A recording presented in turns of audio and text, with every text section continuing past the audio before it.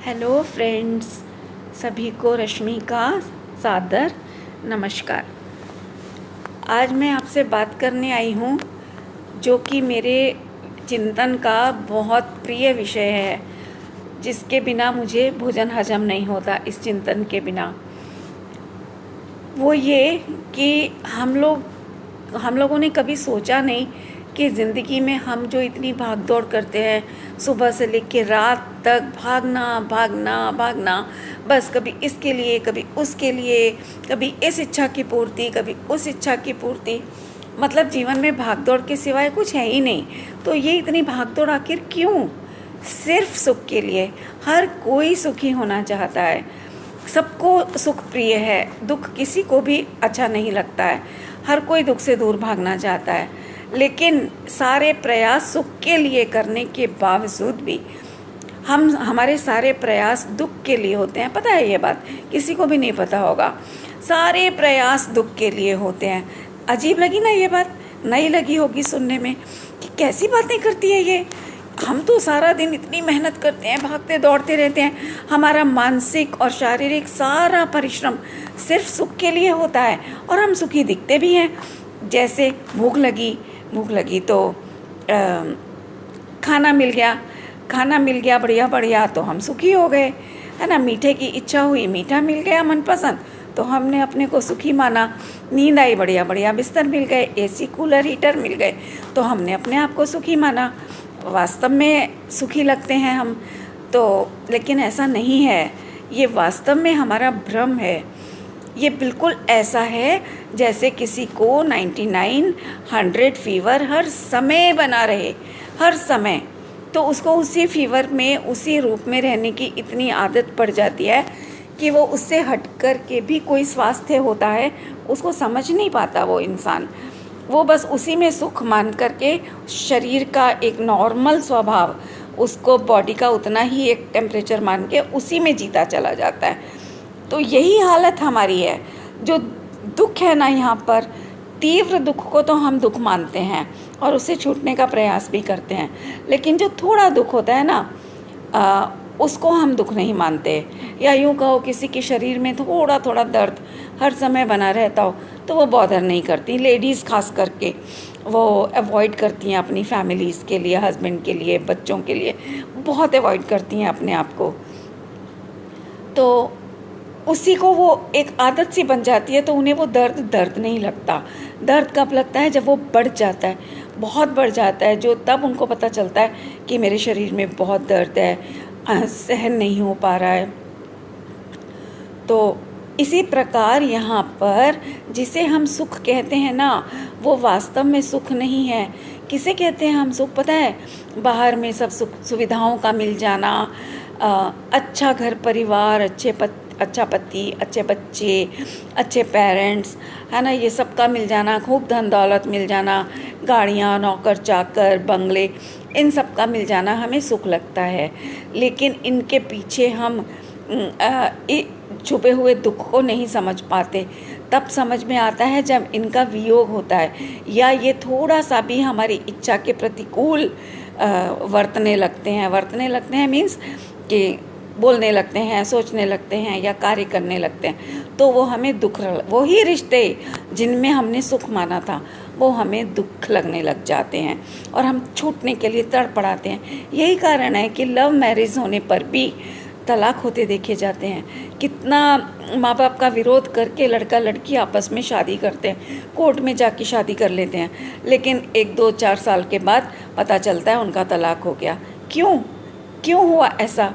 पता है इसका कारण क्या है? वास्तव में हम अपनी हर एक इच्छा की पूर्ति करना चाहते हैं। एक भी इच्छा हमारी अधूरी हो जाए ना, पूरी ना हो, तो हमें ऐसा लगता है जैसे पता नहीं कितना दुखों का पहाड़ हम पर टूट गया है ना, ऐसा हमें लगता है। लेकिन ऐसा तो हो नहीं सकता ना, हर एक इच्छा तो पूरी हो नहीं सकती किसी की भी। अगर हम एनालाइज करें तो पूरे दिन भर में हमारे अंदर जितनी इच्छाएं चलती हैं ना, उनमें से 90%, 90 क्या, मैं तो 99% कहूँगी, पर चलो दुनिया की नज़र के हिसाब से देखें तो 90% मान लेते हैं। तो 90% जो इच्छाएं हैं ना, उनका कोई बेस नहीं होता। बेकार होती हैं। जैसे आकाश में फूल की कल्पना ही है ना, आकाश में फूल हो नहीं सकता, लेकिन कल्पना है सिर्फ। उसी तरह हर एक इच्छा की पूर्ति होना, चाहना, वो केवल हमारी कल्पना है, वो उसका रियलिटी के साथ कोई संबंध नहीं है, पता है। और इसीलिए हम दुखी होते रहते हैं, क्योंकि इच्छा नहीं पूरी होती। लेकिन ये चीज़ सिर्फ हम पर लागू नहीं पड़ती है ना, ये चीज़ सामने वाले पर भी तो लागू पड़ती है। मान लो एक पत्नी है, वो अपने पति से ज़रूरत से ज़्यादा इच्छाएं करती है, या एक दो भी इच्छाएं हैं उसकी जो पूरी नहीं हो पा रही हैं पति के द्वारा, तो उसे पति बहुत बुरा लगने लग जाता है। उसे लगता है हाय राम, मेरे कौन से जन्मों का पाप फला है, कैसे मैंने खोटे कर्म करे थे कि मुझे ऐसा साथी मिला जिसे मेरी परवाह ही नहीं है। इतना जजमेंटल हो जाती है वो पत्नी कि इसे तो मेरी परवाह ही नहीं है। सेम हालत पति की भी है, वो उसका भी यही है। वो भी अपनी पत्नी से जरा सी भी इच्छा, मतलब 1000 इच्छाएं वो पूरी कर देगी, अगर एक इच्छा अधूरी रह गई तो उसके लिए भी वो पत्नी बुरी हो जाती है, जैसे उससे बुरी औरत ही कोई दुनिया में ना हो, ये उसका जजमेंट हो जाता है। तो और अब ये देखें कि अगर हमारी इच्छा सामने वाले के द्वारा पूरी नहीं हो पा रही, तो क्या हम उसकी हर इच्छा पूरी होने में समर्थ हैं? हम भी तो पूरी नहीं कर पा रहे ना उसकी हर एक इच्छा, तो उसकी भी तो हमसे कुछ इच्छाएं हैं, अपेक्षाएं हैं। तो जब हम उसकी एक्सपेक्टेशंस पूरी नहीं कर पा रहे, तो वो भी हमारी कैसे कर देगा, है ना। पहली बात तो ये, बहुत आगे जाएंगे तो बहुत सैद्धांतिक बात हो जाएगी, उसमें तो ये आएगा कि एक वस्तु दूसरी वस्तु का कुछ भी नहीं कर सकती, कुछ भी मतलब कुछ भी, एक तिनका भी नहीं आत्मा हिला। हम जीव हैं, हम जीव एक आत्मा, एक तिनका भी नहीं हिला सकते। और एक तिनका क्या, एक पहाड़ जैसा भी कोई समर्थ व्यक्ति आ जाए तो वो हम, अगर हमारे भाग्य में नहीं है तो हमारा इतना सा भी रत्ती भर भी ना भला ना बुरा कुछ भी नहीं कर सकता। लेकिन अभी मैं उस सिद्धांत पर नहीं जा रही हूँ, अभी मैं बहुत मोटी और लौकिक बात कर रही हूँ कि वास्तव में हम एनालाइज करें। देखो, शादी करते हैं, क्यों करते हैं? लड़का सोचता है कि मैं कमा के लाऊंगा, मैं बाहर जाऊंगा जॉब पे या व्यापार पे, तो मेरी वाइफ पीछे से मेरे घर संभालेगी, मेरे भोजन आदि की व्यवस्था करेगी, मेरी सुविधाओं की, मेरे आराम की व्यवस्थाएं करेगी, है ना, और भी जो उसकी सेक्सुअल फीलिंग्स हैं उनको पूरा करेगी। इस तरह से यही बातें सेम पत्नी सोचती है। वो सोचती है कि मैं, पति मेरा ध्यान रखेगा, कमा के लाएगा, मैं अपनी सब इच्छाएं पूरी करूंगी उसके राज में, जो माँ बाप के राज में नहीं हो पाई, अधूरी रह गई, तो मैं वहाँ पूरी करूंगी। इस प्रकार दोनों एक दूसरे को अपने सुख का कारण मान करके शादी करते हैं, ठीक है। लेकिन होता उल्टा है, सुखी होने के बजाय दोनों दुखी हो जाते हैं और एक दूसरे से दुखी हो जाते हैं। कारण फिर फलस्वरूप क्या होता है, फिर नौबत तलाक तक आ जाती है। तो क्यों? क्योंकि कर्ता बुद्धि हमारी, पता है, हम सुख के लिए बाहर के विषयों में दौड़ते हैं। जैसे हिरण होता है ना, ये कहानी सबको पता है। हिरण के अपने पेट में, अपनी नाभि में कस्तूरी छुपी होती है, जिसकी महक उसको हर समय आती रहती है। और लेकिन वो उससे अनजान होने के कारण उस महक को ढूंढता ढूंढता जहाँ जहाँ तक वो महक जाती है वो वहाँ तक भागता जाता है, जबकि वास्तव में वो महक उसके अंदर से आ रही है, इसलिए कभी एंड नहीं आ पाता। तो भागता जाता है, भागता जाता है। महक का तो एंड आएगा भी कैसे? वो बाहर होगी तो एक स्टेज पर आकर एंड आ जाएगा, बाहर तो होती नहीं है। भागता जाता है, भागता जाता है, भागते भागते अल्टीमेटली प्राण गंवा देता है। यही हालत हमारी है। हमें हर इच्छा में सुख सुख सुख की कल्पना होती है, फलस्वरूप भागते जाते हैं, भागते जाते हैं। अब ये जो सुखी होने की जो इच्छा आ रही है ना अंदर से, यही हमारे अपने स्वरूप को, सुख स्वरूप को दर्शाती है। कि जैसे कि सुख की इच्छा माने सुख की गंध आना। लेकिन हम हिरण की तरह बाहर के विषयों में भागते जाते हैं, भागते जाते हैं कि कभी इसमें सुख माना, कभी उसमें सुख माना। कोई इच्छा पूरी हो गई तो बड़े खुश हो गए कि जी हम तो बड़े सुखी हैं, और अगले ही पल अगर कोई इच्छा पूरी नहीं हो पाई तो हमसे बड़ा दुखी तो इस दुनिया में कोई दिखता ही नहीं ना, होता ही नहीं है ना वास्तव में हर एक के लिए। तो हम बहुत दुखी हो जाते हैं। तो ये है असली हमारे भ्रम की कहानी, जहाँ से हम हर समय दुखी बने रहते हैं। तो जब इच्छा पूरी हुई, वास्तव में क्या उस समय भी हम सुखी हुए? जब इच्छा पूरी नहीं होती तब तो सबको समझ आता है कि हम बड़े दुखी हैं। लेकिन जब इच्छा पूरी हुई तब भी हम सुखी नहीं होते हैं। वो क्या होता है, जैसे जैसे किसी को कोई बीमारी आ गई, कोई रोग आया, बुखार आ गया, या जैसे अस्थमा है, मुझे अस्थमा है बहुत पुराना, तो जब मैं इन्हेलर लेती थी या फिर मैं कोई दवाई लेती थी किसी भी प्रकार की, तो थोड़ी देर के लिए वो अटैक में आराम आ जाता था, तो मैं बड़ी चैन की सांस लेती थी, है ना, जैसे बहुत सुखी हो गई मैं, मुझे बड़े दर्द से, बड़ी दुख से राहत मिल गई। लेकिन नहीं, वास्तव में ऐसा नहीं होता। वो बीमारी अंदर बनी हुई है, हम इस बात को भूल जाते हैं। जब तक वो बीमारी अंदर बनी हुई है, भ्रम की बीमारी, बाहर में सुख खोजने की बीमारी, जब तक वो बनी हुई है तब तक हम सुखी नहीं हो सकते, नहीं हो सकते और नहीं हो सकते। 3 काल में नहीं हो सकते, ना पहले हुए, ना आज हो रहे हैं, ना कभी हो पाएंगे। तो ये बिल्कुल सत्य बात है, यूनिवर्सल ट्रुथ है ये। तो उसके लिए हमें सबसे पहले अपनी नज़र बाहर से हटानी पड़ेगी, है ना। तो ये जो इच्छा, हाँ मैं कह रही थी, जो इच्छा की पूर्ति हुई ना हमारी, वो उस औषधि की तरह हुई जो मैंने अस्थमा के एग्जाम्पल पे ली, इन्हेलर की तरह से। कि इच्छा जब आती है ना तो जीव बहुत दुखी होता है, मन बहुत दुखी होता है हमारा, किसी भी बेचैन इतने हो जाते हैं, मन से, वचन से, काया से, बस उस इच्छा की पूर्ति करने पे ही व्याकुल हो जाते। किसी तरह पूरी होनी चाहिए इच्छा, पूरा प्रयास उस इच्छा, एक इच्छा के लिए लग जाता है हमारा, और वो पूरी नहीं हो पाती। क्यों? क्योंकि भाग्य में नहीं है। हर इच्छा पूरी हो भी नहीं सकती ना, किसी की भी नहीं हो सकती। 90% इच्छाएँ पूरी नहीं हो सकती। तो इसलिए हम दुखी बने रहते हैं, हर समय दुखी बने रहते हैं। तो ये बात है कि जब इच्छा उत्पन्न हुई तो दुख लेकर के उत्पन्न हुई। मेन पॉइंट ये कहना है मुझे कि हर इच्छा के पीछे दुख का एक शूल, एक कांटा चुभता हुआ आता है। तो वो कांटा हमें जब तक चुभता रहता है ना, तब तक हमें तकलीफ़ होती रहती है। जैसे कहीं शरीर में कोई कांटा चुभ जाए, फांस चुभ जाए, तिनका चुभ जाए, तो जब तक वो निकल नहीं जाता हमें चैन नहीं आता। दांत में खाते समय कुछ तिनका अटक जाए तो कितनी बेचैनी होती है, जब तक वो निकल नहीं जाता ना किसी प्रकार, हमें चैन नहीं आता। वही हालत यहाँ है कि इच्छा जब उत्पन्न होती है, किसी भी प्रकार की लगा लो, वो दुख लेकर उत्पन्न होती है। तो बस फ़र्क ये पड़ता है कि जब उत्पन्न हुई तब थोड़े कम परसेंटेज के साथ थी दुख उसमें, तो हम थोड़ा अवॉइड कर सकते हैं उसको। लेकिन जैसे जैसे वो इच्छा बढ़ती जाती है, उसमें दुख का परसेंटेज बढ़ता जाता है, वैसे वैसे हमारी बेचैनी, हमारी आकुलता भी बढ़ती चली जाती है। और हम उसके जितनी इच्छा प्रबल होती जाती है, मतलब कि जितना दुख बढ़ता चला जाता है, उतने ही हमारे प्रयास बाहर की ओर बढ़ते चले जाते हैं। और अगर नहीं पूरे हो पाते तो हम चीखते हैं, चिल्लाते हैं, गुस्सा करते हैं सामने वाले के साथ, मायाचारी भी करते हैं कि किसी प्रकार मायाचारी से ही हमारा काम हो जाए। कभी माया, और कभी पूरी हो जाती है तो मान करते हैं, बहुत ज़्यादा अहंकार में भर जाते हैं कि जैसे हमसे अधिक बलवान कोई है ही नहीं, हमसे अधिक भाग्यशाली कोई है ही नहीं, जो है सर्वे सर्वा हम ही हैं बस। इस तरह के हमारे परिणाम होने लग जाते हैं। और तो कहने का मतलब कि जो इच्छा की गंध आ रही है, तो ऐसे जो तीव्र दुख रूप इच्छा जब उत्पन्न होती है, तो उसमें अगर हम इन्हेलर की तरह से थोड़ी बहुत उसकी पूर्ति, जैसे मानो एक एग्जांपल लेते हैं, जैसे भूख लगी हमें बड़ी तेज़, ठीक है, तो थोड़ी देर तो हम बर्दाश्त कर लेते हैं, फिर नहीं कहते कि भैया अब नहीं सहन होती, थोड़ा और जल्दी करो, जल्दी कुछ खाने के लिए लाओ, अब बिल्कुल सहन नहीं हो रही है भूख। तो ये हो गई दुख, हमारी इच्छा रूपी दुख की तीव्रता, उसकी परसेंटेज बढ़ती जा रही है, बढ़ती जा रही है। तो ऐसे में जैसे ही हमें खाने को मिलता है तो वहीं एक चैन की सांस आती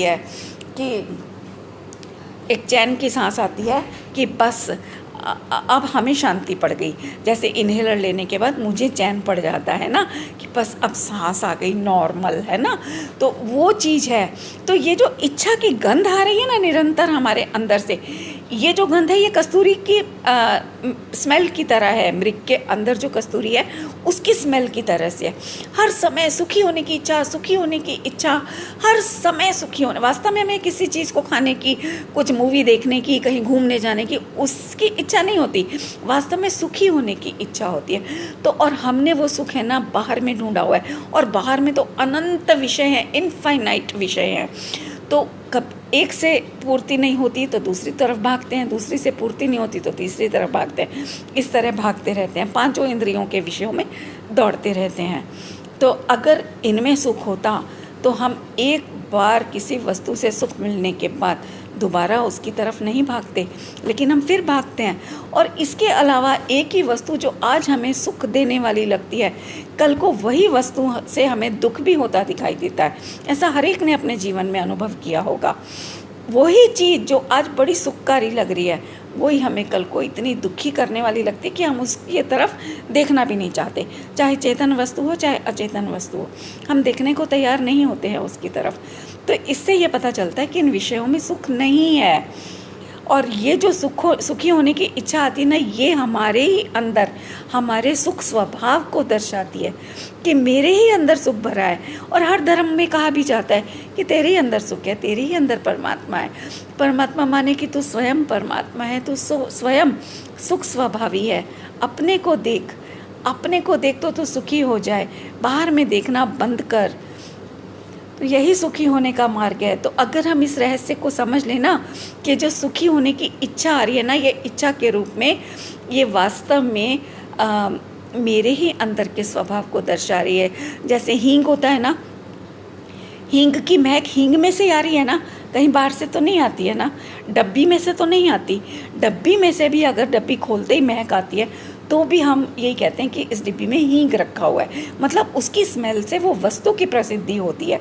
इसी तरह से यहाँ हमें हर समय जो सुखी होने की इच्छा आती रहती है ना, कभी इससे सुखी कभी उससे सुखी, तो वो इच्छा ही हमारे सुख स्वभाव को दर्शाती है। वो जो सुखी होने की इच्छा के रूप में जो एक महक आ रही है हमें हर समय, वो महक हमारे ही स्वभाव को दर्शाती है।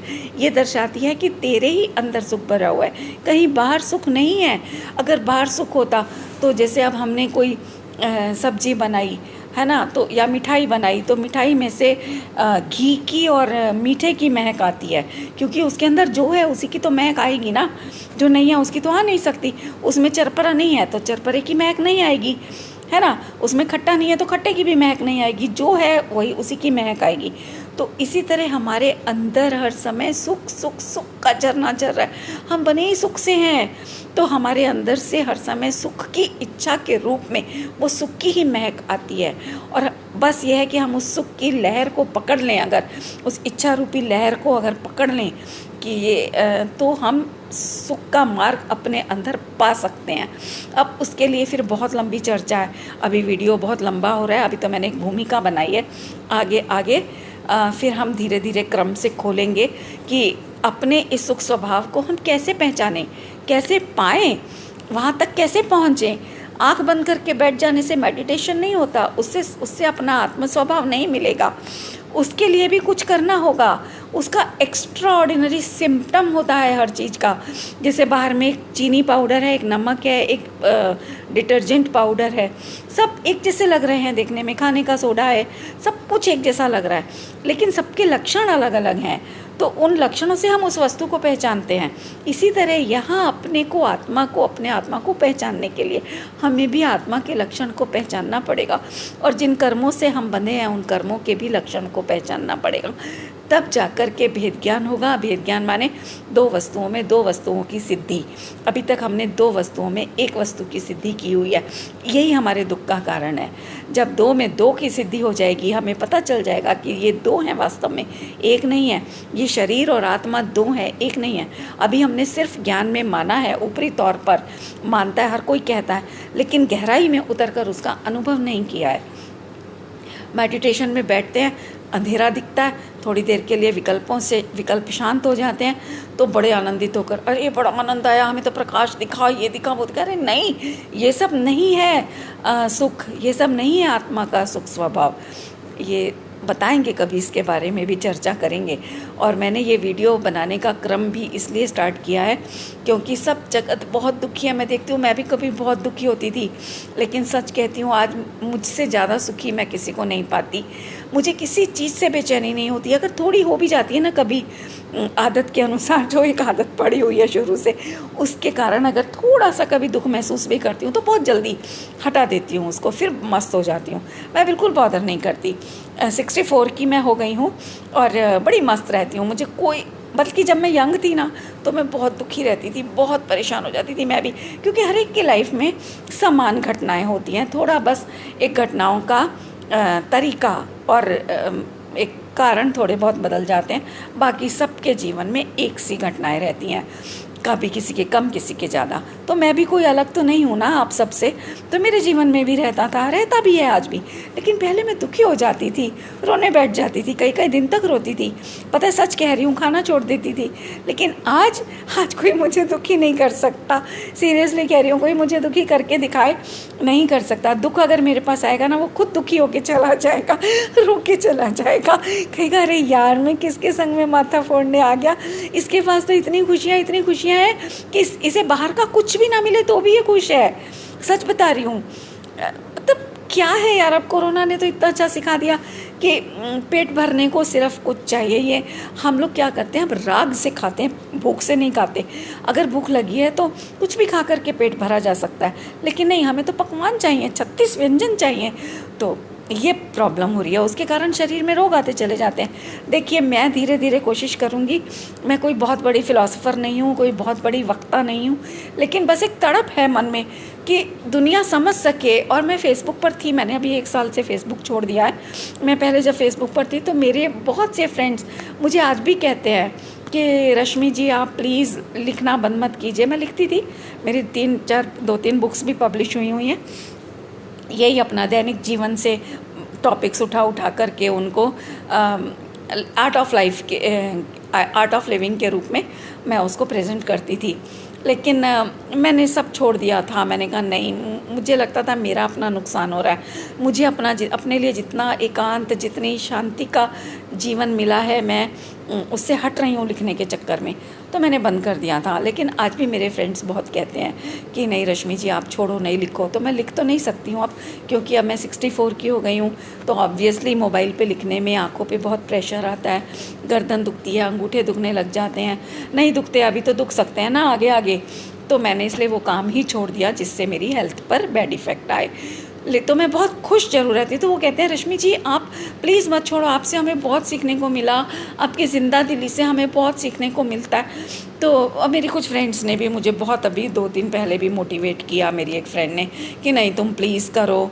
तो मैंने इसलिए मोटिवेट होकर के मैंने ये एक प्रयास शुरू किया है कि अगर मेरे इन एफ़र्ट से कोई एक भी व्यक्ति अगर सुखी हो जाता है, सचमुच उसकी टेंशन्स हट जाती हैं जीवन से, और वो सच्चे मायने में महसूस कर सकता है कि अरे हाँ ये सब बेकार है, क्या रखा। अब देखो सुशांत सिंह को देखो, क्या किया, पागलपन, क्या कमी थी उसके पास, कुछ भी कमी नहीं थी, रुपया पैसा शोहरत सब कुछ था, लेकिन फिर भी मन में चैन नहीं था। तो यही मुझे कहना है, यही समझाना है कि इन बाहर की चीज़ों में, सुविधाओं में सुख नहीं है। थोड़ी देर के लिए ये आराम दे सकती हैं, भूख लगने पर पेट भर सकती हैं, शरीर में कोई और कष्ट आने पर क्षणिक आराम दे सकती हैं, लेकिन सुख नहीं दे सकती ये हमें। सुख में और सुविधाओं में, क्षणिक आराम में बहुत बड़ा अंतर है, ज़मीन आसमान का अंतर है। जिसकी ये बात समझ में आ जाएगी ना, वो ज़िंदगी में कभी दुखी नहीं होगा, इस जन्म में नहीं, अगले जन्मों में भी नहीं, कभी दुखी नहीं होगा। ये मेरी गारंटी है, क्योंकि मैंने वो चीज़ की है अपने जीवन में, इसलिए मैं इतनी गारंटी से कह पा रही हूँ। आपको मेरे चेहरे से भी लग रहा होगा कितनी प्रफुल्लित हूँ मैं। मतलब 40 नहीं, मैं कॉलेज टाइम में थी तब से मुझे अस्थमा था, और शादी के बाद तो इतना सीवियर हो गया था कि महीने में 20-20 दिन मैं बेड पे रहती थी। पता है, इंजेक्शन तक लगते थे मुझे, डिपिंग के साथ में, ग्लूकोज में डिपिंग करके मुझे इंजेक्शन लगते थे। ऑक्सीजन पर भी आ चुकी हूँ मैं, एक बार ऑक्सीजन लगा है ज़िंदगी में बस। उसी दिन मैंने कसम खाई थी कि अब मैं अपने बच्चों को, अपनी फैमिली को नहीं बिखरने दूंगी इधर उधर। सिर्फ मेरी ज़बान के चटखारे की वजह से सब इतना सफ़र कर रहे हैं, छोटे छोटे बच्चे सफ़र कर रहे हैं। नहीं, मैंने उस दिन से अपनी ज़बान पे काबू किया, अपनी बहुत सी बुरी आदतों पर काबू किया, जिसके कारण आज मैं आपके सामने हूँ और इतनी प्रसन्न हूँ। मेरी बहनें भी मेरी बहुत तारीफ़ करती हैं कि तू वो वाली बच्ची नहीं है जो पहले होती थी। सच कह रही हूँ, मैं अपनी तारीफ़ नहीं कर रही हूँ, कभी मुझ में ईगो भी नहीं आए। इस तरह मैं बहुत सावधान रहती हूँ कि मेरे अंदर ईगो नहीं आनी चाहिए, ऑनेस्टली बता रही हूँ, और आने भी नहीं दूँगी।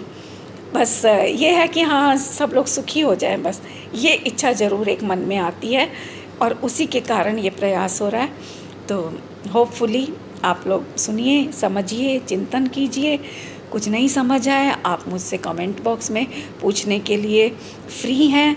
मैं बनेगा जहाँ तक जवाब देने की कोशिश करूँगी और अपने एक्सपीरियंस आप सबके साथ शेयर करके मुझे बहुत अच्छा लगेगा।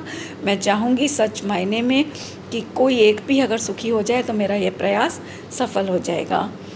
ठीक है, चलिए मिलते हैं फिर अगली वीडियो में। तब तक के लिए बाय बाय। और आप सब बहुत खुश रहें, बहुत खुश रहें। सुविधाएं रहें या ना रहें, लेकिन मन की खुशी ज़रूर रहे आप लोगों के साथ, ये मैं चाहती हूँ। Bye bye.